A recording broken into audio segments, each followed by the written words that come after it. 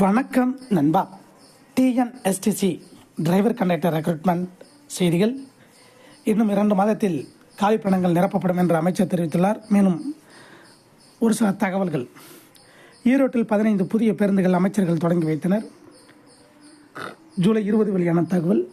ஈரோடு மாநகராட்சி மத்திய பேருந்து நிலைய வளாகத்தில் ஜூலை 17 தமிழ்நாடு அரசு போக்குவரத்து கழகம் கோவை லிமிடெட் ஈரோடு மண்டலம் சார்பில் 15 புதிய பேருந்துகளை இயக்கத்தினை கலெக்டர் ராஜகோபால் சுங்கரா தலைமையில் வீட்டு வசதி மற்றும் நகர்ப்புற வளர்ச்சித்துறை அமைச்சர் க முத்துசாமி மற்றும் போக்குவரத்துத்துறை அமைச்சர் எஸ் சிவசங்கர் ஆகியோர் கொடியசைத்து துவக்கி வைத்தார்கள்.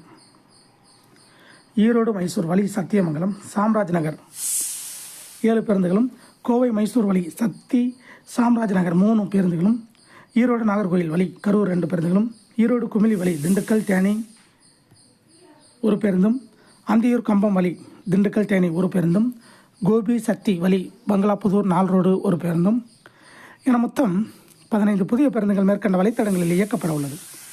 இப்பேருந்துகள் மிக குறைந்த புகை வெளியிடும் நவீன பேருந்துகளாகும். தொடர்ந்து வருவாய்த்துறையின் சார்பில் ஈரோடு மற்றும் கோபிச்செட்டிப்பாளையம் வருவாய் கோட்டாட்சியர் அலுவலர்கள், கோபிச்செட்டிப்பாளையம் மற்றும் பெருந்துறை வட்டாட்சியர் ஆகியோருக்கு அலுவலக பயன்பாட்டிற்காக தலா ரூபாய் 9,46,500 வீதம் 37,86,000 மதிப்பீட்டில் 4 புதிய ஈப்பு வாகனங்களை அமைச்சர்கள் வழங்கினார்கள். இந்நிகழ்ச்சியில் மாநிலங்களவை உறுப்பினர் அந்தியூர் ப. செல்வராஜ், சட்டமன்ற உறுப்பினர்கள் EVKS இளங்கோவன், AG வெங்கடாச்சலம், ஈரோடு மாநகராட்சி மேயர் சு. நாகரத்தினம், போலீஸ் சூப்பிரண்டு ஜவஹர், துணை மேயர் வே. செல்வராஜ், மாவட்ட வருவாய் அலுவலர் சு. சாந்தகுமார், ஈரோடு மாநகராட்சி 1ஆம் மண்டல குழு தலைவர் PK பழனிசாமி, தமிழ்நாடு அரசு போக்குவரத்து கழக கோவை மேலாண் இயக்குனர் ஜோசப் டயஸ், பொது மேலாளர் ஸ்வர்ணலதா, ஈரோடு மண்டலம் உட்பட உள்ளாட்சி அமைப்பு பிரதிநிதிகள் மற்றும் துறை சார்ந்த அலுவலர்கள் ஆகியோர் கலந்து கொண்டனர்.